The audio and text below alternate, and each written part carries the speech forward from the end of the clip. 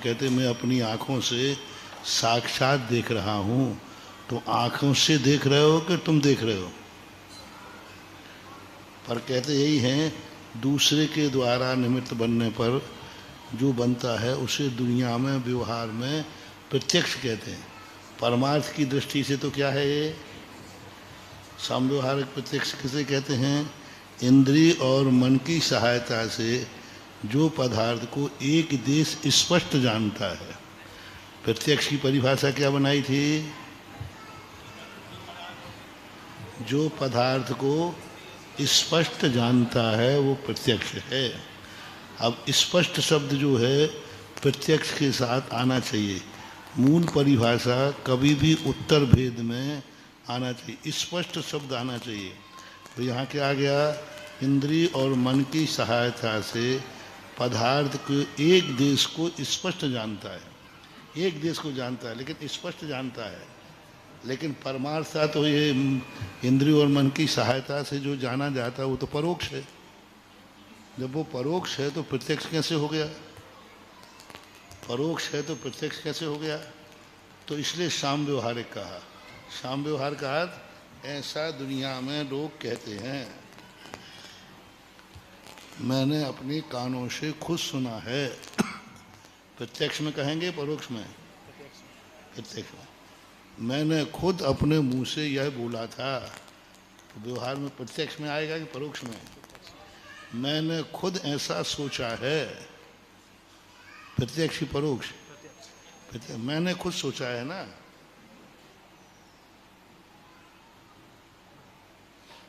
दूसरे ने सोचा है वो परोक्ष में आएगा। जो मैंने सोचा है वह प्रत्यक्ष में आएगा। मैंने खुद इसको छू के देखा है, प्रत्यक्ष में आएगा। तो ये समव्यवहार में है। परमार्थ की दृष्टि से तो इंद्रिय और मन की सहायता से जो ज्ञान किया जाता है वो क्या है? परोक्ष है, परमार्थ से। लेकिन समव्यवहार, इसलिए समव्यवहारिक प्रत्यक्ष को हम इसलिए व्यवहारिक में कहते हैं। पारमार्थिक प्रत्यक्ष किसे कहते हैं? जो बिना किसी इंद्रिय और मन की सहायता से पदार्थ को स्पष्ट जानता है। जो मन को बिना, इंद्रिय और मन के बिना जो पदार्थ को स्पष्ट जानता है, किसी की सहायता लिए बिना, उसको बोलते हैं क्या? पारमार्थिक प्रत्यक्ष है। पारमार्थिक प्रत्यक्ष के अब यहाँ देखना, अब कौन सा ज्ञान प्रत्यक्ष परोक्ष बचा? कौन सा ज्ञान परोक्ष बचा? पहले कहा था प्रमाण के कितने भेद हैं? प्रत्यक्ष और परोक्ष। अब शाम व्यवहारिक में प्रत्यक्ष ले लिया। इंद्रिय और मन की सहायता से जो होता है वो प्रत्यक्ष कहलाता है, शाम व्यवहारिक से ही। अब परोक्ष में क्या बचा?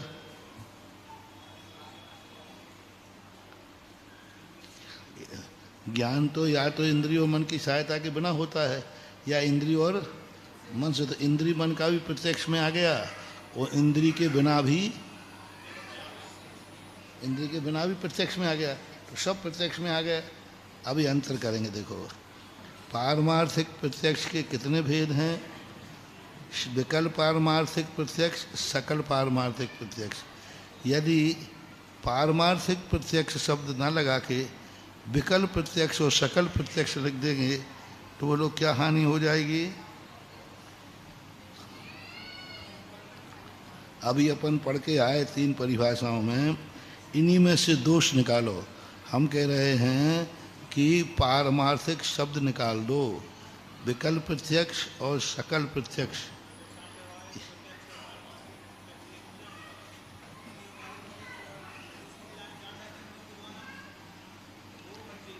एक ही हो जाएगा। क्योंकि उसमें भी एक देश है, और विकल्प का अर्थ क्या होता है? एक देश। तो यहाँ भी पारमार्थ भी एक देश हो जाएगा, और वो इंद्रियों से जानते हैं वो भी। तो कौन सा दोष आ गया? अतिव्याप्ति दोष आ जाएगा, क्योंकि विपक्ष में भी जा रहा ना, एक देश प्रत्यक्ष शाम व्यवहारिक प्रत्यक्ष में जा रहा है कि नहीं, और एक देश प्रत्यक्ष पारमार्थिक प्रत्यक्ष में भी आ रहा है। इसलिए वहाँ एक देश प्रत्यक्ष शाम व्यवहारिक प्रत्यक्ष लगाना पड़ेगा। और यहाँ पारमार्थ एक देश तो है लेकिन पारमार्थिक है, वहाँ एक देश तो है लेकिन सम व्यवहारिक है। अब एक देश दोनों हैं, पर यहाँ इंद्री मन की सहायता के बिना है। एक देश है लेकिन इंद्री मन की सहायता नहीं है, और वहाँ एक देश है लेकिन इंद्री मन की सहायता है। ऐसा इसमें माना जाता है। सकल पारमार्थिक विकल्प पारमार्थिक प्रत्यक्ष किसे कहते हैं? जो रूपी पदार्थों को बिना किसी की सहायता से स्पष्ट जानता है। जैसे अवधि ज्ञान। विकल्प पारमार्थिक प्रत्यक्ष के कितने भेद हैं? अवधि ज्ञान और मन पर ज्ञान, ये इंद्रिय और मन की सहायता के बिना जानते हैं, और इनके बिना जानने से यह प्रत्यक्ष की कोटि में आएंगे, लेकिन एक देश आएंगे। सकल पारमार्थिक प्रत्यक्ष किसे कहते हैं? केवल ज्ञान को सकल पारमार्थिक प्रत्यक्ष कहते हैं। केवल ज्ञान किसे कहते हैं? जो ज्ञान त्रिकालवर्ती समस्त पदार्थों को युगपद स्पष्ट जानता है। जो ज्ञान को त्रिकालवर्ती समस्त पदार्थों को कैसा जानता है? युगपद जानता है। और एक देश किसे कहा था? अवधि ज्ञान और मन पर ज्ञान किसे कहा था? छूट गया ये। द्रव्य क्षेत्र काल भाव की मर्यादा लिए हुए जो पदार्थ को स्पष्ट जानता है। अब अवधि ज्ञान को एक देश कैसे हुआ? अवधि ज्ञान कौन से प्रत्यक्ष में आएगा?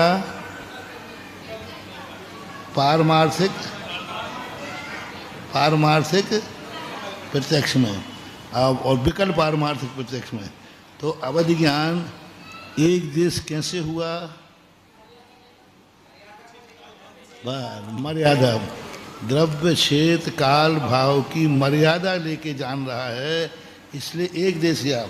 और मर्यादा रहित होता तो केवल ज्ञान मर्यादा रहित है, ना द्रव्य की मर्यादा, ना क्षेत्र की, काल की मर्यादा नहीं। मन पर ज्ञान भी ऐसा ही है। द्रव्य क्षेत्र काल भाव की मर्यादा के लिए हुए दूसरे के मन में स्थित हुए रूपी पदार्थ को स्पष्ट जानता है। और दो बात है कि अवधि ज्ञान रूपी को जान रहा है, और मना पर्या ज्ञान भी रूपी को जान रहा है। अवधि ज्ञान को नहीं जानेगा, अरूपी को नहीं जानेगा। दूसरे के मन की बात को जानता है मना पर्या ज्ञान, कि मन में स्थित पदार्थ को जानता है। हाँ, ये ध्यान रखना।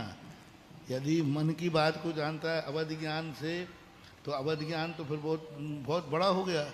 अवधि ज्ञान से तो हमें पदार्थों का ज्ञान होता है। मन पर ज्ञान की विशेषता देखो, मन में स्थित जानता पदार्थ को ही है। पदार्थ को जानेगा वो, मन की बात को नहीं। मन की बात का तो आलम्बन ले रहा है। जैसे इस समय कोई व्यक्ति मान लो पेंसिल का ध्यान कर रहा है, तो मना पर ज्ञानी पहले इसके मन में क्या है? पेंसिल, तो वो जानेगा पेंसिल को ही। अवधि ज्ञान में मना पर ज्ञान में क्या अंतर हुआ? अवधि ज्ञान सीधा जानता है, और वो बाया मन के जानता है। मन के स्थित पदार्थ को जानेगा, तब वो मना पर्याय ज्ञान की स्थिति बनती है। ऐसा माना है। तो एक देश इसलिए हुआ कि रूपी और अरूपी में रूपी को जानता है, एक मर्यादा को लेके जानता है, दो, और दूसरी बात है कि वह मात्र किसमें? मन के द्वारा जान रहा है। केवल ज्ञानी को मन नहीं चाहिए, अवधि ज्ञानी को मन नहीं चाहिए, लेकिन मना पर्याय ज्ञान को। मान लीजिए कोई मुनिराज सिद्ध भगवान का ध्यान कर रहे हैं, तो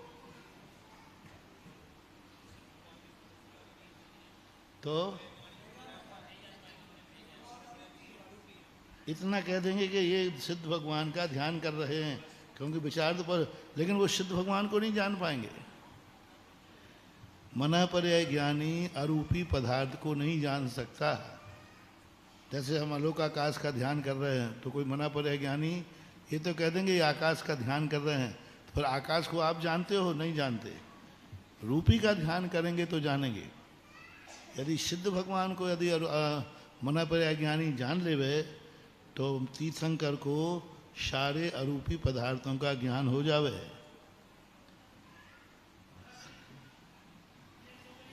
तो पदार्थ को नहीं जानते। अच्छा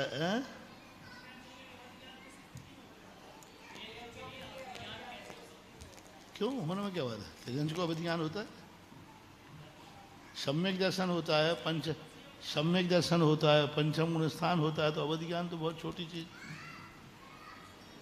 अनुगामी त्रियंशों को अवधि ज्ञान नहीं होता है। अनुगामी ने कोई भी त्रियंश पूर्व भाव से अवधि ज्ञान लेके नहीं आ सकता, क्योंकि अवधि ज्ञान लेके जो आएगा वो सम्यक दृष्टि होगा, देव और नरकों से ही अनुगामी होता है, और वो नर त्रियंशों में जाएगा नहीं, मनुष्यों में आएगा। बाकी अवधि ज्ञान तो त्रियंशों में होता है, पाया जाता है।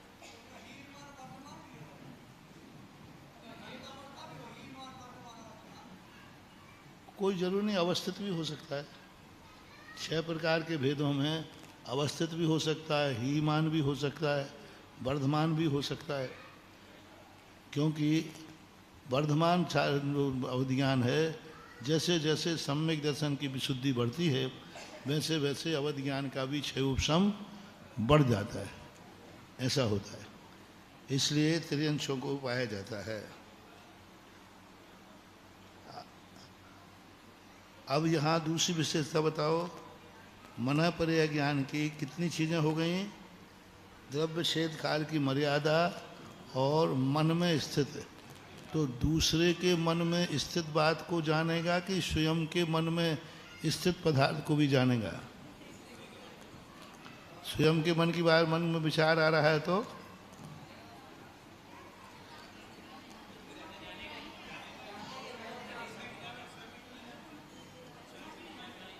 स्वयं के मन की बात जानेगा, क्या बात होगी? उस समय मन काम नहीं करेगा। जैसे हमने अभी मन में मैं विचार कर रहा हूँ नंदीश्वर द्वीप का, तो मना पर्याय ज्ञान हो गया। तो नंदीश्वर द्वीप के मना पर्याय ज्ञान कैसा है? ईहा ज्ञान। मना पर्याय ज्ञान कैसा होता है? ईहा ज्ञान पूर्वक। ईहा ज्ञान होगा, उसके बाद मना पर्याय ज्ञान होगा। तो ईहा ज्ञान आएगा कि नंदीश्वर द्वीप कैसा है, कहाँ है, तो मना पर्याय ज्ञान ही मन काम करना बंद कर देगा और मना पर्याय ज्ञान से सीधा नंदीश्वर को जानेगा। स्वयं का हो या फर का हो, कई कई स्थानों में ऐसा लिखा है पर के मन की स्थित बात को जानता है, लेकिन स्वयं के मन की बात को भी वो जानेगा। बस इतना है कि जिस समय मना पर्याय ज्ञान होगा उस समय मन काम नहीं करेगा, लेकिन यह ज्ञान तो हो गई। जैसे अवधि ज्ञान है, अवधि ज्ञान भी कब लगता है? अवधि ज्ञान के समय मन काम नहीं करता, लेकिन इस मुट्ठी में क्या है ये तो इंद्रिय से करेगा ना। यह ज्ञान करेगा कि इस मुट्ठी के अंदर क्या है, इस दीवार के अंदर क्या है, इस जमीन के अंदर क्या है। तो जमीन के अंदर क्या है ऐसा भाव तो मति शुद्ध ज्ञान से ही आएगा और मन इंद्रिय से ही आएगा, क्योंकि अवग्रह यह आवाय धारणा ये इंद्रिय और मन से ही होती हैं। अवधि ज्ञान मना पर्याय ज्ञान में या आदि ज्ञान नहीं होते। तो जब प्रश्न उठा है तो वो मति शुद्ध ज्ञान से उठाएगा, फिर जानेगा अवधि ज्ञान से। ऐसे ही मना पर्याय ज्ञान में मेरे मन में अगले भाव में कौन सा विचार आया था, कल मेरे मन में कौन सा विचार आएगा, मना पर्याय ज्ञानी अपने खुद की बात को जानेगा।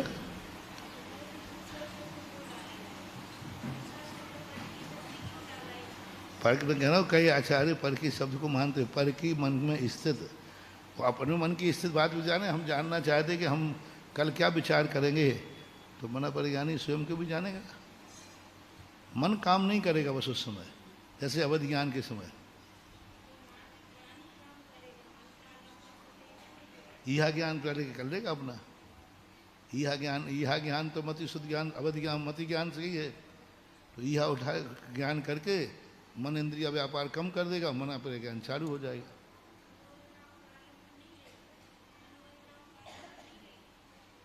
किसका लेगा? मनोवर्गणाओं का आलम्बन नहीं लेगा अवधि मना पर ज्ञान के समय। मनोवर्गणा का आलम्बन तो जब तक वो मना काम कर रहा है तभी तक लेगा। मना पर ज्ञान में मनोवर्गणा का कोई काम नहीं है। कोई उस समय द्रव्य मनोवर्गणाएं आ रही हैं, मनोयोग नहीं रहेगा उस समय। मन का आलम्बन लेकर के जो द्रव्य मनोवर्गणाएं हैं वो तो निरंतर आती रहती है, चाहे उपयोग जावे या न जावे, लेकिन उस समय जो उसका उपयोग है वो अवधि ज्ञान में चला जाएगा। अब आप ये पूछ सकते हो कि अवधि ज्ञान के समय, मना परे ज्ञान के समय जब इंद्रिय और मन का काम नहीं होता है तो योग कौन सा है? योग, क्योंकि उपयोग किस में चला गया? अवधि ज्ञान में, मना परे ज्ञान में। तो अब उस समय योग क्या है? योग तो है क्या? अवधि ज्ञान या मना परे ज्ञान के समय कर्म बंद नहीं हो रहा क्या? हो रहा है। कसाय भी है, कसाय भी है और योग भी है। और इंद्रिय और मन काम कर नहीं रहे। इंद्रियां और मन काम नहीं किए बिना भी कसाय को लाना है, इंद्रिय और मन काम किए बिना योग को लाना है। और योग किसे कहते हैं? जिस समय उपयोग जिस योग में होता है वही योग कहलाता है। जैसे उपयोग अपना शरीर में है तो कौन सा योग हो गया? क्या योग हो गया?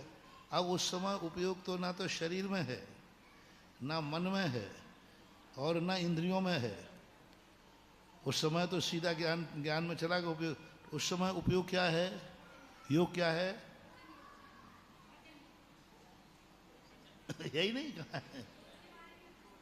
जैसे अभी अवधि ज्ञान लगाया तो अभी तो ठीक है चल रहा था, अवधि ज्ञान लगाते समय उपयोग किस में चला गया? अवधि ज्ञान में गया कि नहीं?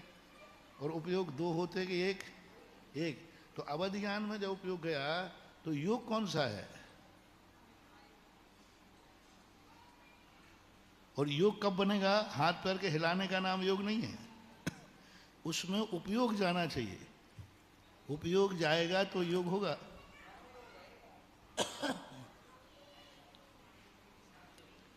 यही है बात, विशेषता यही है। उपयोग के बिना भी योग होता है। जैसे केवली भगवान के, केवली भगवान का उपयोग कहाँ है? केवली भगवान का उपयोग कहाँ? केवल ज्ञान में। तो अब वहाँ तीनों योग हैं कि नहीं? सहयोग केवली,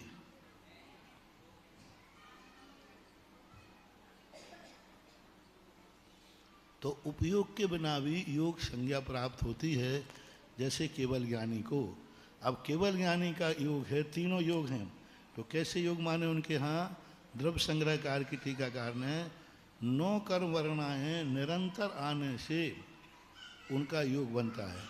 जिस समय मनोयोग आ रहा है उस समय मनोयोग का, काय योग की वर्णा आ रही तो काय योग का, वचन योग की वर्णा आ रही तो वचन योग का। क्योंकि वो निरंतर, मन तो वहाँ है ही नहीं, फिर भी मनोयोग है। काय में उपयोग नहीं है क्योंकि वो तो केवल ज्ञानी है, आत्मा में स्थित है, तो भी उनका काय। इसी प्रकार अवधि ज्ञान मना पर्या ज्ञान में तीनों योग हैं।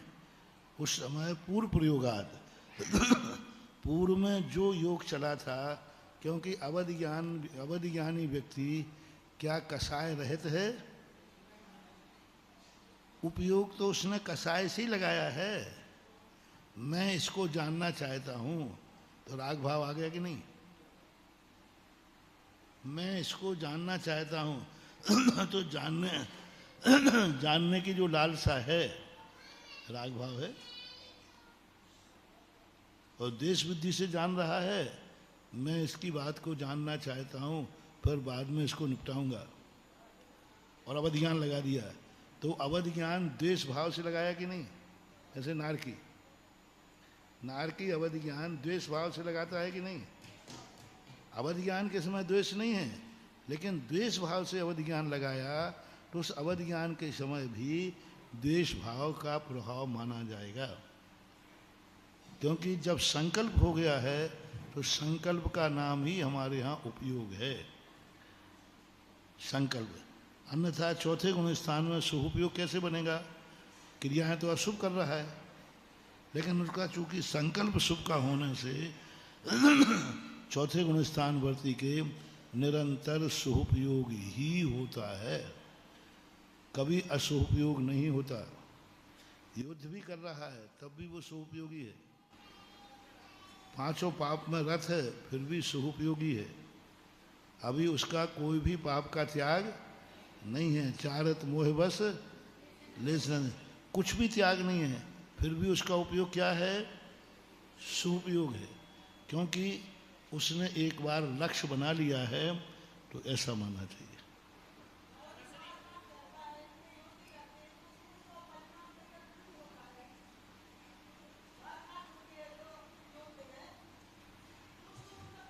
तो योग अशुभ हो रहा है, उपयोग में तो उसको जान रहा है, कोई किसी को नहीं मार सकता, लेकिन योग की क्रिया उल्टी हो रही है। क्रिया की अपेक्षा से वह असंयमी है, उपयोग की अपेक्षा से तो वो जान रहा है यह कार्य करने योग्य नहीं है, लेकिन योग क्रिया कर रही है, तो क्रिया की अपेक्षा से वह अशुभ है। तो चौथा गुण स्थान वर्ती के अशुभ योग है, उपयोग शुभ है। और बंध उपयोग से होता है कि योग से? काय वांग मन, हाँ ऐसा मन। तो वहाँ योग अशुभ है, तो अशुभ का बंध है, उपयोग बंध का कारण नहीं है। ऐसा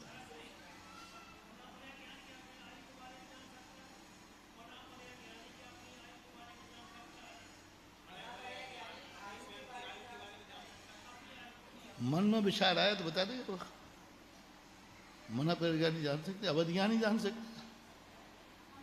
मना पर ज्ञानी अवधि ज्ञानी अपनी आयु कर्म को जान सकते हैं। कर्म वर्णाएं थोड़ा सा ज्ञान है तो कर्म वर्णाएं विषय नहीं बनेगी, क्योंकि आयु कर्म कर्म वर्णा है ना।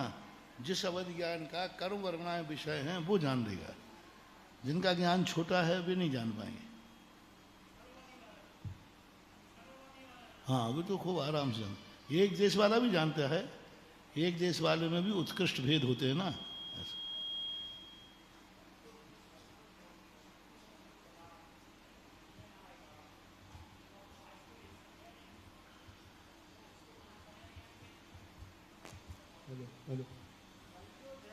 कल जो पदार्थ मन में आएगा, मन के द्वारा जाना जाएगा, वो आज तो मन में स्थित है नहीं, तो ऐसी स्थिति हमें आयु के संबंध में शंका हुई है ना। मेरी शंका और पहले की है, समय नहीं मिल पाया इसलिए नहीं पूछ पाया। द्रव्य क्षेत्र काल भाव की मर्यादा लिए हुए दूसरे के मन में स्थित रूपी पदार्थ को स्पष्ट जानता है, वो मना पर्याय ज्ञान है। कल जो द्रव्य या कल जो पदार्थ मेरे मन में आएगा, वो आज तो मेरे मन में स्थित है नहीं, तो इसको मना पर्याय ज्ञान कैसे जान सकता है? वो पदार्थ कल जो आएगा वो कहीं ना कहीं है कि नहीं है? तो मना पर्याय ज्ञान में चिंतित, अचिंतित, अर्धचिंतित, सर्वार्थ सिद्धि में पढ़ेंगे आगे अध्याय में। चिंतित, अचिंतित, अर्धचिंतित, जिसका अभी चिंतन नहीं किया उसका भी यदि तुम्हारे मन में आए तो वो जान लेगा, कल एक चिंतन करेगा। मतलब किसी ने पूछा महाराज ये कल क्या चिंतन करेंगे, अभी किया नहीं है, तो मना पड़ेगा नहीं, बता दें कल ये यह चिंतन करेंगे। ज्ञान की विशेषता है छह विषय। ठीक, केवल ज्ञान। परोक्ष प्रमाण के किसे कहते हैं? जो दूसरे की सहायता से पदार्थ को स्पष्ट जानता है। परोक्ष प्रमाण के कितने भेद हैं? स्मृति, प्रतिविज्ञान, तर्क, अनुमान और आगम। अब देखो ये थोड़ा विषय कठिन आ रहा है, अभी तक ये विषय सब सरल चल रहा था। अवधि ज्ञान अपने विषय में आता है समझाने, बस सकल विकल्प का ध्यान रखना है। अब यहाँ स्मृति, प्रतिविज्ञान, तर्क, अनुमान और आगम, ये किसके भेद हैं? परोक्ष प्रमाण के भेद हैं। हालांकि तत्वार सूत्र में ये भेद नहीं किए। परोक्ष ज्ञान के कितने भेद हैं वहाँ? आद्य परोक्षम, मति और शुद्ध ज्ञान के दो ही भेद किए हैं। यहाँ कितने भेद कर दिए? स्मृति, प्रत्युज्ञान, तर्क, आगम और अनुमान, 5 कर दिए, 5 भेद कर दिए। अब 5 भेद मति शुद्ध ज्ञान में आ जाएंगे, लेकिन इन्होंने विस्तार खोलने के लिए विषय कर दिया।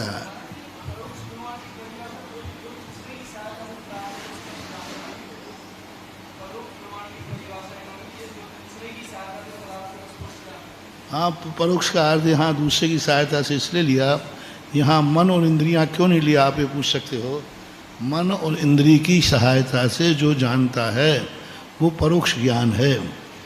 ये ले लेते तो द्रव्य शुद्ध में चंद्र आ जाता क्योंकि हम जिनवाणी में जो लिखा है वो इंद्रिय मन की सहायता से कहाँ जान रहा है, वो तो पर से जान रहे हैं। जिनेंद्र भगवान के द्वारा जो जाना जा रहा है वो भी हमारे लिए परोक्ष है। इसलिए यहाँ परोक्ष में इंद्रिय और मन को नहीं डाला, चला करके नहीं डाला। और वहाँ कहाँ उस शाम व्यवहार प्रत्यक्ष में क्या डाला था? शाम व्यवहार प्रत्यक्ष इंद्रिय और मन की सहायता से जो जानता है। अब यहाँ डाल रहे तो फिर प्रश्न उठाते आप कि दोनों की परिभाषाएं एक से हो गई। तो अब ऐसी दोनों की परिभाषा भिन्न करने के लिए, तो हमें भिन्न करने के लिए ये डाला है कि इसमें रहस्य भी है, रहस्य भी है। जैसे द्रव्य श्रुत आदि ज्ञान अरूपी पदार्थों का जो हमें ज्ञान होता है वो हमें पर से होता है इंद्रिय और मन से ही है, लेकिन पर का आलंबन भी उसमें होता है। इसलिए पर की सहायता से जाना हुआ ज्ञान भी परोक्ष है, ऐसा है।